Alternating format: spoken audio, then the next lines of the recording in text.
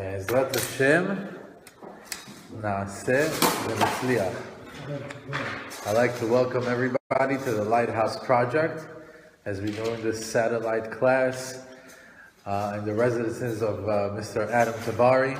We really do appreciate you hosting us and making it possible for the Aventura to get out there.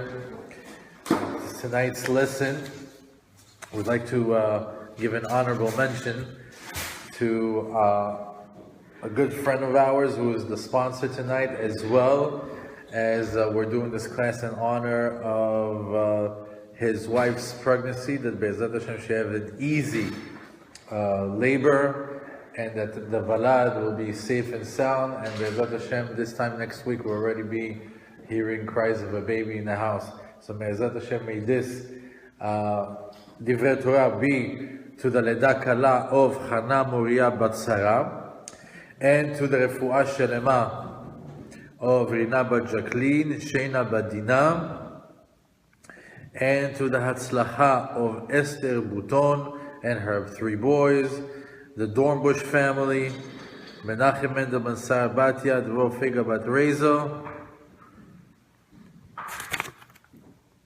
and to be the Ilui Nishmat of Shua Polanski.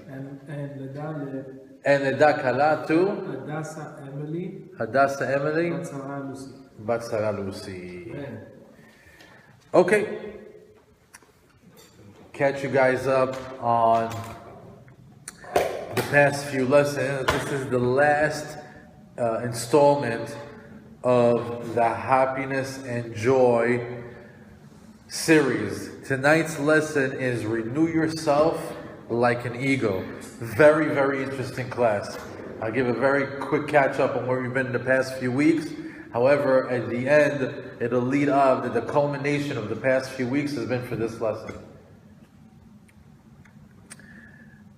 As the month of Cheshvan is coming to an end, and the month of Kislev is nearing, Rosh Chodesh is actually this Sunday. This entire month we've been focusing on the pursuit of happiness and the achievement of joy in our Jewish life and our Jewish lifestyle. Now, even though that this month is called Cheshvan, otherwise known as Mar Cheshvan, the bitter month of Cheshvan, and the reason for that is that there are no holidays, there's nothing major going on in this holiday, and we're still on the lookout not to be on any sort of dip from the spiritual high that we gained over the high holidays. So this entire month, since there's not much going on, we wanted to focus on being happy. And the bitter month of Cheshvan, we wanted to focus on joy. And we focus on happiness and joy and how it manifests in our lives. And after an extensive look into it, we see that Jews throughout the ages have always had access to the master keys of gaining life's happiness. We, in the previous lessons, spoke about positive psychology, different societies and how they manifest their happiness and joy. What we think nowadays, the secular, the Gentile, and all their top 10 lists of how to get joy and happiness in your life all led to basic Jewish concepts, such as chesed, tzedakah, community-based values, community-based activities, the concepts of v'ahavta l'reacha kamocha, having the right outlook in life, seeing life through Jewish lenses. We focus in a lot on Ezehu Ashir Samech Bechilko. Huge concept to achieving happiness in your life. Having gratitude, being thankful, and knowing with all your heart that Hashem is Tov U'Metiv. That all that Hashem does is good, and that Hashem is good, and all that He does is good. And having the emunah and belief that all the situations in your life are custom-made moments for you. That was just what we discussed in short, in a broad stroke, the details were pretty amazing in the previous lessons. However, being that all these concepts, we just skimmed through them, each one, we can spend an hour just talking about each one. You know that it's easy to thank God when things are good. It's easy to be grateful when everything's going your way. But having that positive, grateful outlook when times are tough, when we face our challenges, that's the true test of Emunah. And that's what most people are challenged with nowadays. However, we know that the reason, we have to believe that the reason for these challenges is because they're forming us to be the Jew that Hashem wants us to be. These challenges are being put into our life because they're forming us to be the Jewish individual, unique Jewish individual that you are. The words of joy and happiness, we decipher the difference between the two. What's the difference between happiness and joy? So happiness is a state of well-being and contentment. It's a pleasurable or satisfying experience. Happiness, in other words, you do something, you get this short burst of a good feeling, it releases these serotonins in your mind, and makes you happy. It's like these short-lived happy experiences. Yeah, pleasures, brief pleasures. That's how you gain happiness. Nowadays, it's the top three are always money related, food related, sex related. Sometimes it's consumerism. People get a lot of happiness from shopping, from acquiring things. Many things in our society have turned into a business where people can gain happiness from. However, it's short term. Where joy is more of a state of happiness. You're in happiness, but it's elongated. It's for a long period of time. You're able to sustain. It's a constant flow of positive energy, positive happy energy, and it becomes a reservoir of life energy. We said that joy, once you're able to sustain that state of happiness, it starts to give you the energy that's necessary to live a fulfilled life. It gives you that energy that propels you through the day, to be productive, to be happy, to be driven, to be motivated.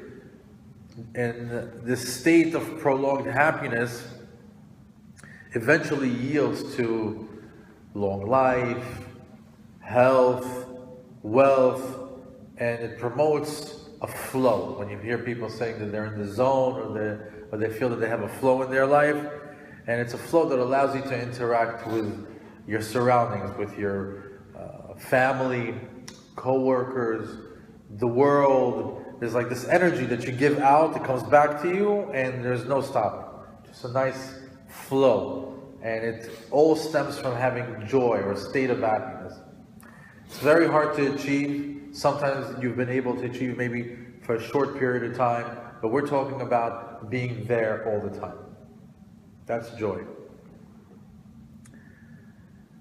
Now, for a Jew, there's no better way to tap into that energy that we were just talking about, better than through mitzvot and Torah.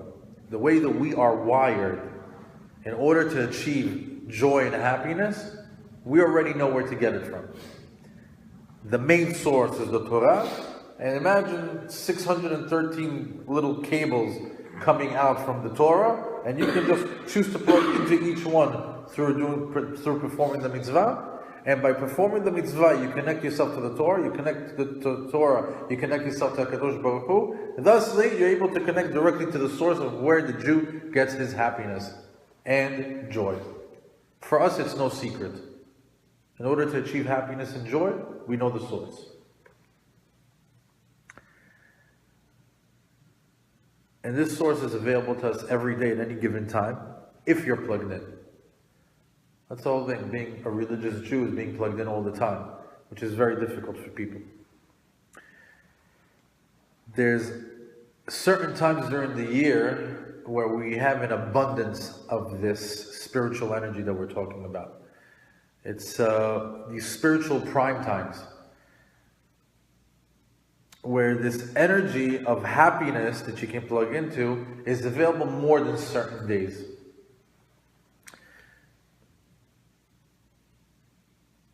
And we have access to this energy more than any other times, in times like the high holidays, the Hagim, Rosh Chodesh, Shabbatot. Anytime that there's a holiday, understand that over there the energy is amplified.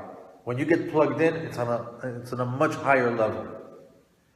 The getting plugged into joy and happiness on a Tuesday, on a random throughout the week, is nowhere close to getting plugged in on Shavuot. On Shavuot, it's a different source that's available, a different source of light. So after speaking about this during Mar Cheshvan, about all the different ways that we can get plugged in, here we are, a few days away for another main spiritual event, a prime time. And it's like no other. It's coming this Sunday, Rosh Chodesh.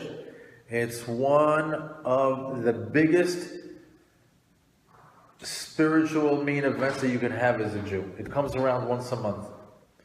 This year, Rosh Chodesh Kislev comes right after Shabbat.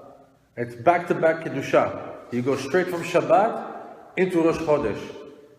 So it's a nice 2-day pocket of spiritual energy that you can connect to. The Rosh Chodesh on its own, you should know, it's a very unique time. Rosh Chodesh, the rabbis tell us, Chazal say, it's like a mini Yom Kippur. It's like a mini Day of Atonement.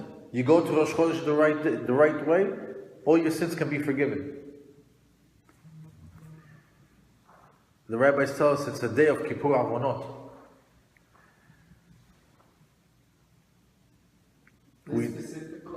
Every Rosh Chodesh.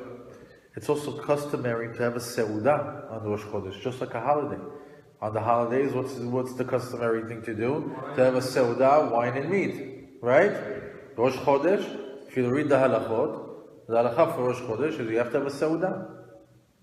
Wine and meat is a must on Rosh Chodesh, just to show you that it has the value or the quality of a holiday. The ladies also customarily don't work on those days. It's like a day off for the women. The source for that is during the time of the Jewish people, when they were in the desert, they didn't participate in the sin of the Egel. The husbands grabbed the earrings from their ears. They didn't give the earrings from the ears. Aaron thought, let me give him a ploy, go get the jewelry from the ladies. He says, which lady is going to give up her jewelry? No one's going to give up their jewelry, so he thought he'll buy time. Eventually what happens is the men grabbed the earrings. So because they didn't participate on Rosh Chodesh, they got as a perk that they don't need to work. It's like a little holiday for the ladies. However, Rosh Chodesh has an unparalleled power to propel you to the next month. Every single Rosh Chodesh, if you get plugged in the right way on Rosh Chodesh, the entire month's energy that day can shoot you into 30 days of many different things, whether it's going to be for success in your business, success in your Shalom Bayit, success in your Torah learning, success in your spirituality. Get plugged in on Rosh Chodesh the right way,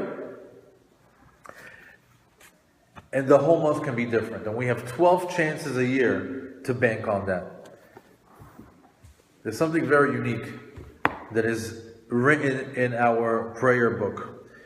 In one of David HaMelech's chapters of Tehillim, in the Yeshev B'Seter Elyon, it ends up with 3 pesukim. I'm going to read it, and these are the pesukim that are connected to Rosh Chodesh. It says over here,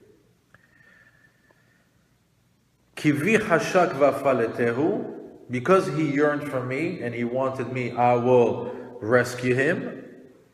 I will let him go. Asagavehu ki yada shemi, I will elevate him, I will raise him because he knew my name, because he knows my name. Next pasuk. Yikra'eni ve'enehu imo anochi batzara. He will call me, I will answer him, I am with him when he's in trouble.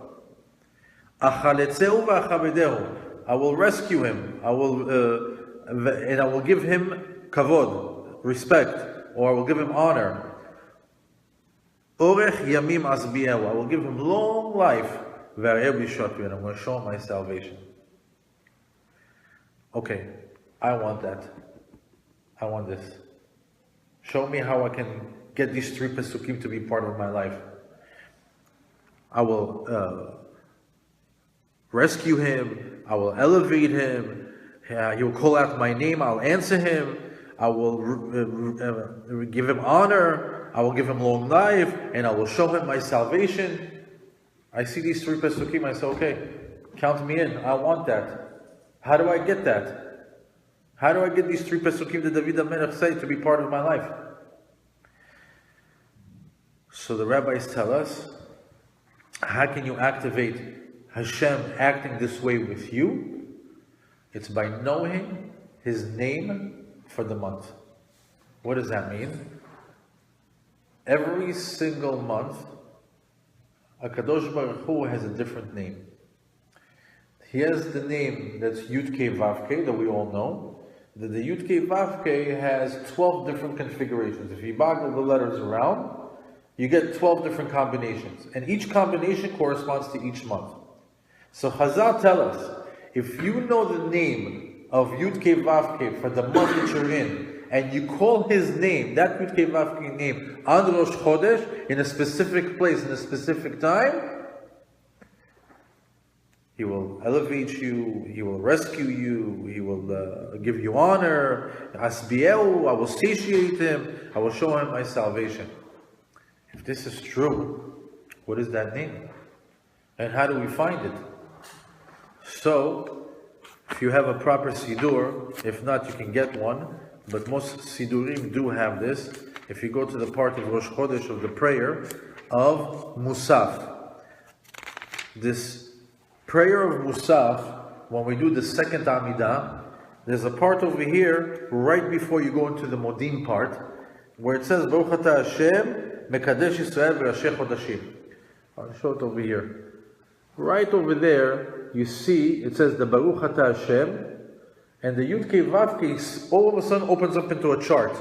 And this chart shows you the Yud Kei Vav Kei for the month. So for example, if we are going right now into Kislev, the Yud Kei Vav Kei for Kislev is Vav and Yud, and Hey and Hey. So the rabbis tell us that when you get to this part of Musaf, where you say Baruch Ata Hashem, you stop. And instead of Yud Kei Vav Kei, you think Hashem's name for the month of Kislev is Vav and Yud and Hey. Mekadesh Yisrael v'Rashei Chodashim. Now you call that Hashem's name for that month. Now, go. Let it go. Pray like you've never prayed before. Open up your heart. We already discussed what's the right way to pray. We won't go into it right now, but there's a way to pray. You know how you don't just go, Hashem, give me this. It starts with hoda'ah. It starts with being thankful. It starts with being giving Hashem all the power, praying for yourself, praying for others, praying for Am Yisrael, and then asking for a free gift. There's an order to it. However, when you get to this part, let it go. You just found Hashem's name for the month. Now that you found Hashem's name for the month, all these pesukim that we spoke before are going to happen. That's Rosh Chodesh. So now on Sunday, get yourself one of these Sidurim that has Hashem's name, and take some time and prepare the prayer. Prepare the prayer beforehand. It's like that right before you go into the prayer, you know that Baruch Ata Hashem, get the name of them, Mekadesh Yisrael v'Rashei Chodashim. Stop right there and just, go with the prayer for the children, for the family, for your friends, for Am Yisrael, for Mashiach. Let it go. You found Hashem's name for the month. You should post a picture of that. Be'ezrat Hashem, I will. I'll try to post that picture on the group. Now, that's the power of Rosh Chodesh. Let's talk a little bit about Rosh Chodesh Kislev. What is this month? Kislev. Say if you look at the name, the word Kislev, Kis, it's actually 4 letters. Chaf and Samech, which is Chas, covers, and Lev, Lamed Vav. Now they say that the kis of Kislev, the chas, it covers. It says it's a month that's covered in darkness. It's covered in darkness. However, we know that there's one thing that's in this month of Nisan That lights it up. that lights it up. What is it? Chanukah. And what is it? It's at the end of the month. And how many candles do we light in Chanukah? 36. The total of all of them. What's Kislev? Lamed Vav? 36. So what's Kislev? It starts off dark. It's a month that has darkness in it. But from the darkness, the highest light can come out. The highest light can be elevated with the 36 candles. So Kislev is a month that's covered with darkness, but it leads up to a tremendous amount of light in the end of the month with Chanukah. And the month's energy is the one of power of light over dark, good over evil, weak over strong. That's the story of Chanukah. Bezat Hashem will have more time to do some lessons about Chanukah, but that's the energy of this month. So if you can see, the high holidays were peaking. We got into Cheshvan, we're trying to stay peaking on that level with staying happy. Kislev comes around, it's still a dark month. What are we waiting for? We're waiting for this huge light that's coming out in Chanukah. Prepare yourself for Chanukah. It's coming around in about 3-4 weeks. This is special light. It's the only holiday that deals with light. There's a big secret over there about the lights, drawing lights, and what do these lights mean? There's a small window, 30 minutes, 45 minutes for 8 days, these lights. You can gain a tremendous amount of spirituality, hatzlacha, miracles. It's a month of miracles. It's the holiday of miracles. Keep in mind, we're in the darkness now. We're still in the darkness. That's why we want to stay in a state of joy, in a state of happiness, not to get sucked into it, because the Netzach wants to suck you into that darkness, so you can't take advantage of the spirituality you gained in the high holidays and the big light that's coming in Chanukah. You know, the setting up the prayer on the Rosh Chodesh is huge. I really want to mention it again. Setting up the prayer for Rosh Chodesh, it's the Rosh Chodesh, the head of the month. It sets up the entire month for you. And this month, because it's a month of miracles of light, you should invest in it. Now, getting a renewed spiritual energy for this month is key to having a powerful month of Kislev. The month of Kislev, the sign is the Keshet. Right? See the guy? He's pulling the bow. He's like a little archer. He's pulling the bow and he's shooting up. If you ever saw the image of it. Back in the days, the farther you wanted the arrow to go, you had to hold the bow really high, pull it all the way back, all the way, like stretching it like by your heart, and then boom, let it go far, and then it would go a long distance. What do we learn from that? That when you draw it to your heart, it shoots up to the heavens. In other words, what are we trying to do right now in the holiday of Kislev? We're trying to take our prayer, take it deep from our heart, and the deeper we go into our heart, the higher it goes into the Shamayim. There's a big inyan of prayer in the month of Kislev. The bow and arrow is to signify, is go deep, bring it all the way to the heart. Be as much kavanot as possible in this month on these prayers. It will reach the high heavens. It has that power. Now, if you want to see your prayers bear fruit, or if you want to see if your prayers bear fruit from the holiday season, you will see the results this month. Prayers are like a pregnant woman. For example, a pregnant woman, she begins to show when? On the 3rd month.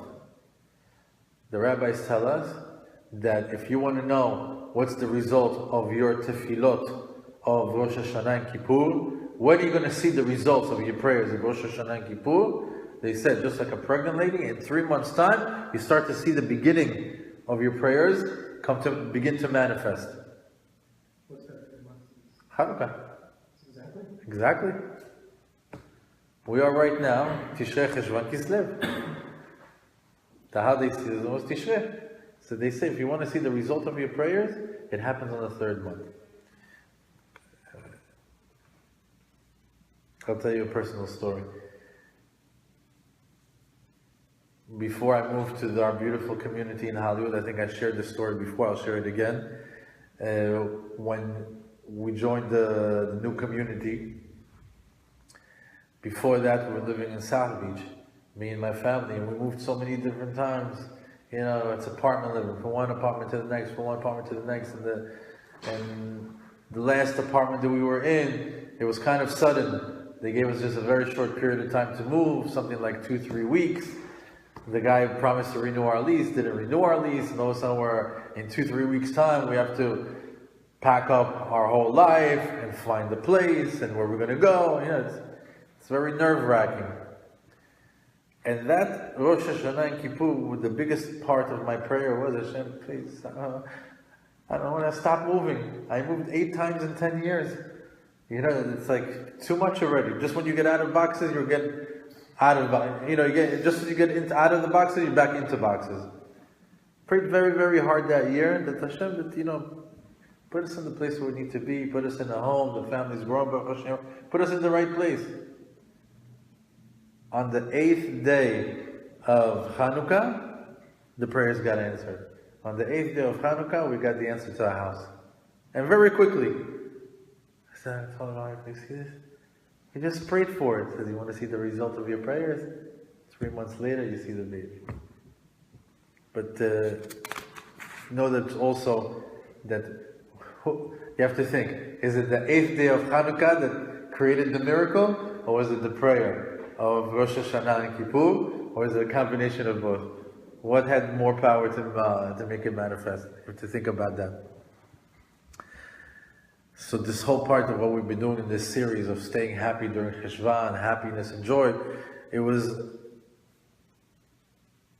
a necessary practice to get us out of the darkness in order to get us to this point, to be spiritually ready and in the right state of mind for the month of Kislev. You know, the Jewish people were all about renewal. Well, I constantly want to get renewed. And we constantly have a chance to get renewed every Rosh Chodesh. That's a chance for us to get renewed. On a weekly basis, we have a chance to get renewed. How? Shabbat. There's all these different places where you can plug in and get recharged. And anyone who knows, and anyone who keeps knows what I'm talking about. When you keep Shabbat, there's no other day that recharges you like Shabbat. We even know that Hashem renews the world daily.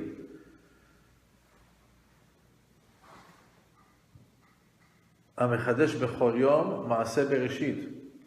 world is recreated on a daily basis.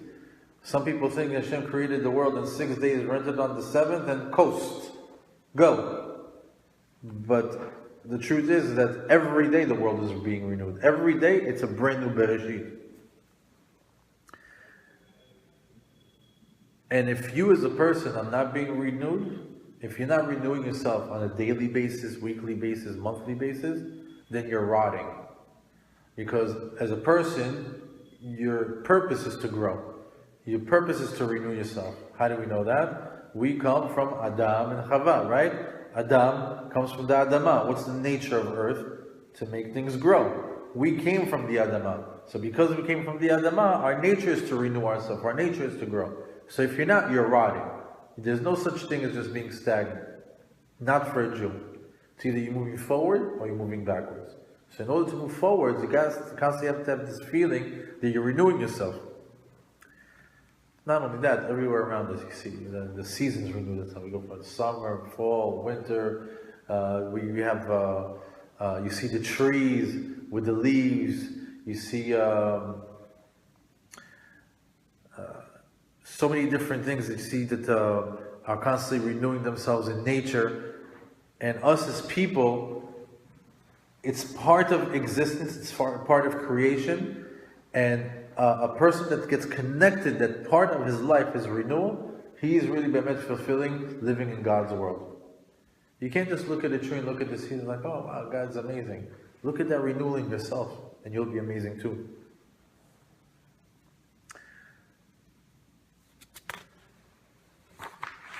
Besides getting renewed on all these spiritual prime times that we said we're going to get plugged in, there's a very, very interesting concept that I came across in the Jewish religion. It's called Litchadesh kmo nesher, to be renewed like an eagle.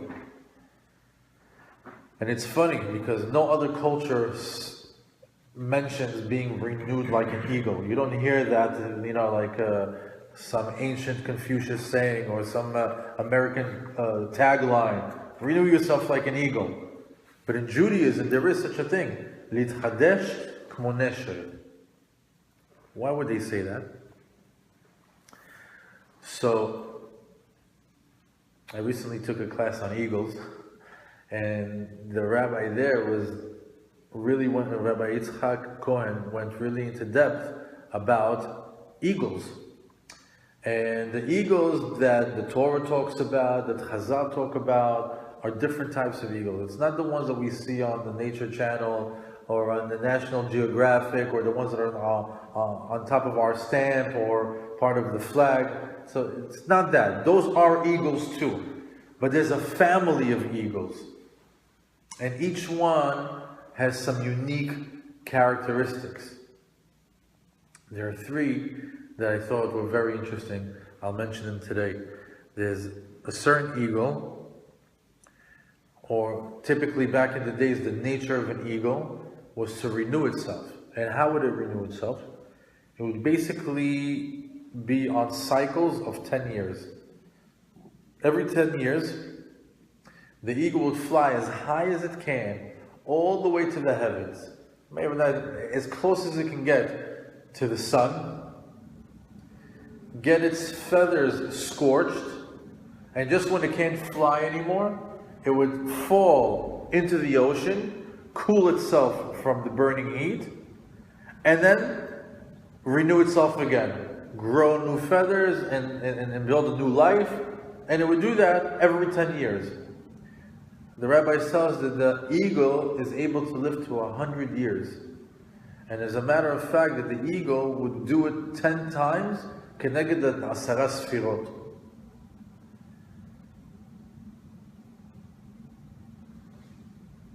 They said that's why the eagle is bald, because it's constantly looking to go up to the heavens in order to burn its feathers, so it can go down to the earth or to the waters and renew itself.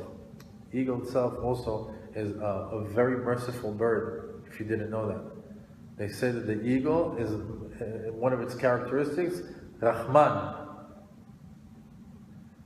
Unlike some other birds, unlike some other animals. That's why it's even one of the faces on the Merkavah. You know, Hashem has a Merkavah that has 4 images: an ox, a lion, a bird, and a human face. And the face of the bird is the face of an eagle.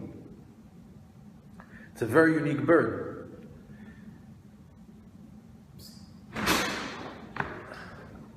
Welcome, welcome.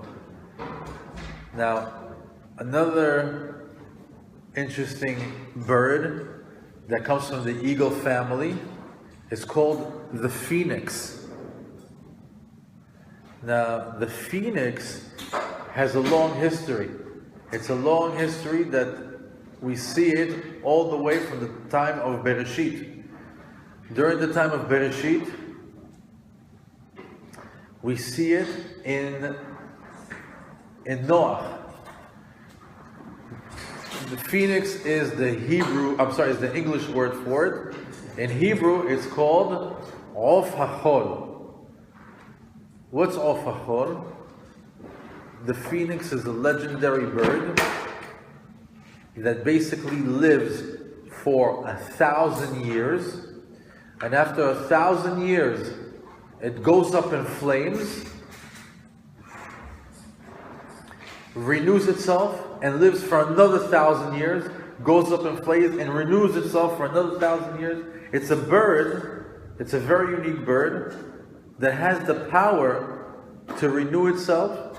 And they even say that even if you try to kill that bird, throw an arrow at it, try to shoot a bullet at it, it will never hit it. It has a special protection. I'll give you some background story, because we just saw a few weeks ago, we're already in Parashat Noach. It's so interesting. Noach had all these birds, all these animals in the Teva. And the phoenix, Ofachor, was on the boat as well. And one time, one time he was eating an apple, and when the apple dropped, a worm came out of it, and this particular bird, the phoenix, went and got that worm and ate it. So Noach comes over to him and asks the bird, it's like, why didn't you tell me that you like worms? You've been on the boat for so many days, I haven't fed you anything, you don't ask me for anything, I don't know what to give you. Every time I try to give you something, I don't know what you're going to eat. Now that I see you really like worms, why didn't you tell me? I would have given it to you a long time. So the bird answers, you were so busy with all the animals, I didn't want to bother you. Noach was so impressed with that answer, he gave it a blessing that it should live forever. They should have a long life. This Ofachol, what happens after 1,000 years? It shoots up all the way to the heavens, very similar to what the other eagle was. It would shoot up all the way to the heavens until it can't go anymore. They say that the fire would come out from its beak and it would consume it till it was almost the size of an egg, and then will get regenerated again. In other words, they would go as far as they can to reach the heavens in order to levater et atzmam. What's levater et atzmam? To make themselves nothing in order to get closer to Hashem, and that way they became renewed.